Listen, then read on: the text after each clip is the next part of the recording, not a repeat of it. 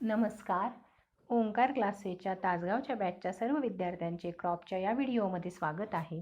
आपण 7 नंबरच्या टॉपिकला सुरुवात करतोय, ग्रीन हाऊस टेक्नॉलॉजी. आता ग्रीन हाऊस म्हणजे काय आधी समजून घ्या. तुमच्या गावाच्या आसपास सातारा जिल्ह्यामध्ये तुम्ही बऱ्याच ठिकाणी ग्रीन हाऊस, पॉली हाऊस पाहिलेली असतील, तर त्याची टेक्नॉलॉजी आपल्याला इथं स्टडी करायची आहे. ग्रीन हाऊस इफेक्ट इथं दिलेला आहे. तो बायोलॉजीमधला कन्सेप्ट आहे. चेंजिंग क्लायमेट सिनॅरिओ, की क्लायमेट सध्या चेंज होतं ते आपल्याला अभ्यासायचं आहे. प्रोटेक्शन फ्रॉम द ॲडव्हर्स क्लायमेटपासून आपल्याला पिकांचं संरक्षण करायचं आहे आणि प्रोपोगेटिंग स्ट्रक्चर्स तयार करायची आहेत. Meaning, importance and scope. आता ग्रीन हाऊसचं मीनिंग आपल्याला पाहायचं आहे. Greenhouses are protected structure useful for cultivation of certain crops. These structures are erected म्हणजे उभी केली जातात for protection of crop from adverse climatic condition. आपल्याला त्याच्यामध्ये पिकांचं ॲडव्हर्स क्लायमॅटिक कंडिशनपासून संरक्षण करायचं आहे. And for growing various horticultural crops, की त्याच्यामध्ये आपण वेगवेगळी हॉर्टिकल्चरल क्रॉप्स लावू शकतो. Irrespective of their growing season under controlled condition, की त्याच्या जी नेहमीची वाढण्याचा सीझन आहे त्याच्यापेक्षा वेगळ्या कंडिशनमध्ये सुद्धा आपण सीझनमध्ये तो वाढवू शकतो. The crops are provided with required. आपल्या क्रॉप्सला आपण देतो CO2, light, temperature, humidity and air movement, which are the most essential components for plant growth. Different types of green houses and polyhouses are used in temperate, tropical and subtropical region. वेगवेगळ्या प्रकारची greenhouses आणि polyhouses आपण जगभरामध्ये temperate रिजनमध्ये, tropical रिजनमध्ये आणि सब tropical रिजनमध्ये वापर करतो. The structure made of galvanised material, गॅल्वनाइजचं एक मटेरियल आहे, are covered by various types of transparent material. एक ट्रान्सपरंट मटेरियलनी आपण ते कव्हर केलेलं असतं, which is known as cladding material, आणि त्याला म्हणतात क्लॅडिंग मटेरियल म्हणजे आच्छादन म्हणून जे वापरलं जातं ते. Accordingly following different types of green houses are used for crop production. पहिलं आहे ग्लास हाऊस. सुरुवातीच्या काळामध्ये हे डेव्हलप केलेले होते. Glass is used as covering material for roof and sides of the frame. म्हणजे जे काही आपल्याला फ्रेमवर्क दिलेलं आहे त्याच्या साईडनी आणि रूफिंगसाठी आपल्याला ग्लास वापरायची असते. Poly houses, polythene sheet is used for covering the frame as cladding material. इथं पॉलिथिनची शीट वापरली जाते कव्हर करण्यासाठी. Shade house, a frame is covered with shade nets to protect plant from direct sunlight. The glass houses are used in temperate countries to protect the crop from snowfall and clouds. Temperate कंट्रीमध्ये याचा वापर केला जातो की ज्यामुळं स्नोफॉलपासून आणि क्लॉड्सपासून त्याचा संरक्षण होतं. There are several types of green houses and size of the green houses. Green हाऊसचे बरेचसे प्रकार आहेत, त्याचे साईजही वेगवेगळे आहेत. Also varies according to requirement, म्हणजे गरजेनुसार ते बदलतात. The polythene covered framework is economical. पॉलिथिननी कवर केलेलं जास्त इकॉनॉमिकल असतं. Polythene of 0.10 to 0.15 mm in thickness. पॉलिथिनचा थिकनेस आपल्याला दिलेले त्या शीटचा तेवढा आपल्याला वापरायचं आहे. Which resist to ultraviolet radiation. ते अल्ट्राव्हायलेट रेडिएशनला रेजिस्ट करतं. Is found most suitable and economical for covering poly houses. Sometime instead of polythene sheet, fiberglass sheets are used for durability. ड्युरेबिलिटीसाठी फायबरचे शीट वापरले जातात. बट इट इज, आता बघा त्याचा काय problem आहे, मोर एक्सपेन्सिव्ह, जास्त महागडी असतात than polythene. In tropical and subtropical regions naturally ventilated polyhouses are popular. Tropical आणि सब ट्रॉपिकल रिजनमध्ये व्हेंटिलेटेड म्हणजे जिथं हवा खेळती राहते अशी पॉली हाऊसेस तयार केली जातात.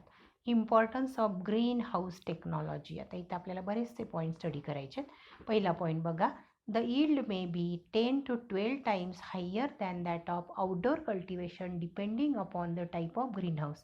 ग्रीनहाऊसचा प्रकार कुठला आहे त्यानुसार साधारणतः yield 10 ते 12 पटीनं आपल्याकडे वाढतं. Type of crop, environmental control facilities. पुढचा point, reliability of the crop increases under green house cultivation, reliability त्याची वाढते.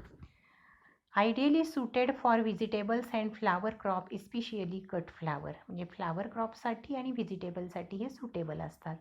Year round production of the vegetable and floricultural crops, वर्षभर तुम्ही व्हेजिटेबल आणि फ्लोरिकल्चरल म्हणजे फुलझाडं घेऊ शकता. Off season production of vegetable and fruit crop, season नसताना सुद्धा तुम्ही व्हेजिटेबल आणि फ्रूट क्रॉप वाढवू शकता. Disease free and genetically superior transplants can be produced continuously, disease free असे प्लॅन्ट किंवा ट्रान्सप्लांट प्लॅन्ट आपण याच्यामध्ये व्यवस्थित वाढवू शकतो, जेनेटिकली सुपेरियर असणारी transplant. Efficient utilisation of chemical pesticide to control pest and disease, pest and डिसीजचा कंट्रोल करण्यासाठी आपण अगदी व्यवस्थित केमिकल आणि पेस्टिसाइडचा वापर करू शकतो. Water requirement of crop is very limited and higher efficiency, याला पाण्याची कमी पाण्यावरती हे चालू शकतं किंवा जास्त पाण्याची आवश्यकता नसते. Maintenance of the stock plant, cultivating grafted plantlets and micro propagated plantlet, इथं आपण स्टॉक प्लांट मेंटेन करतो, ग्राफ्टेड जी प्लांटलेट्स आहेत ती मेंटेन करतो, प्लांटलेट्स मेंटेन करतो म्हणजे छोटी छोटी रोपटी. Hardening of the tissue cultured plant, tissue कल्चरमध्ये तयार केलेली प्लांट इथं आपल्याला हार्डनिंगसाठी ठेवावी लागतात. Production of the quality produce free of the blemishes, म्हणजे क्वालिटी प्रोड्यूस आपल्याला तयार करता येतो, त्याच्यामध्ये कुठलीही भेसळ वगैरे असत नाही. Most useful in monitoring and controlling the instability of various ecological system, म्हणजे इकॉलॉजिकल सिस्टीममध्ये जे इनस्टॅबिलिटी आहे, अस्थिरता आहे, त्याच्यावरती आपल्याला व्यवस्थित लक्ष ठेवता येतं. Modern techniques of hydroponics, aeroponics and nutrient film techniques are possible only under green house cultivation, modern टेक्निकचा आपण इथे वापर करू शकतो, जशी काही हायड्रोपोनिक्स आणि एरोपोनिक्स आहेत ती. Shade net house are most suitable for nursery, shade net house ही नर्सरीसाठी वापरली जातात. याच्यानंतरचा पॉईंट आपल्याला पाहायचा आहे, scope for green house technology. As green house technology has lot of advantages, it can be used for profitable commercial cultivation of some crops. There is a scope for using greenhouse technology for growing for following reason. पहिला point आहे, lot of baron land is available which can be developed for erection of green houses, म्हणजे इथं आपण baron लँडचा, नापीक जमिनीचा, ओसाड जमिनीचा वापर करू शकतो. Low rainfall result in lack of irrigation water, पाऊस कमी पडतो तिथे इरिगेशन वॉटरची कमतरता असते. Green house technology could be utilised by storing rain water and using it by drip system, इथे पाणी साठवलं जातं आणि ड्रीप इरिगेशननी वापरलं जातं, त्यामुळं पाण्याचं इव्हॅपरेशन होत नाही आणि पाणी कमी लागतं. There is a continuous demand for vegetables and flower throughout the year, वर्षभर फळांची भाज्यांची मागणी तर असते चालू, फ्लावर्सची मागणी असते. There is a scope for propagation and raising nursery, इथे आपल्याला नर्सरी पण वाढवता येते. Government schemes are available for promoting green house technology and subsidised rates for plastic and polythene, गव्हर्नमेंटकडून हे उभं करण्यासाठी आपल्याला सबसिडी मिळते, प्लॅस्टिक घेण्यासाठी, पॉलिथिन घेण्यासाठी वेगवेगळ्या त्यांच्या स्कीम आहेत. Large number of unemployed youth could be diverted towards sophisticated farming in green houses, green हाऊसेसमध्ये जे सोफेस्टिकेटेड फार्मिंग आहे त्या ठिकाणी अनएम्प्लॉईड व्यक्ती किंवा यूथ वळू शकतात, डायव्हर्ट होऊ शकतात. There is a vast scope for export of the produce, आपण हा जो प्रोड्यूस आहे तो बाहेर पाठवू शकतो. आता इथे आपल्याला काही डायग्रॅम्स दिलेले आहेत, त्या डायग्रॅम जर आपण बघून घेऊया.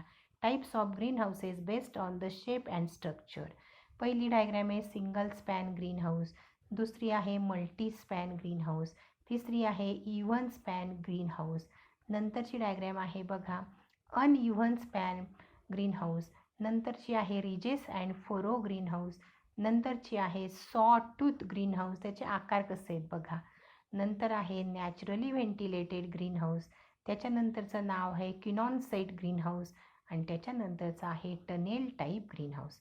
आता याच्यानंतरचा पॉईंट आपण पुढच्या लेक्चरला बघू. थँक्यू.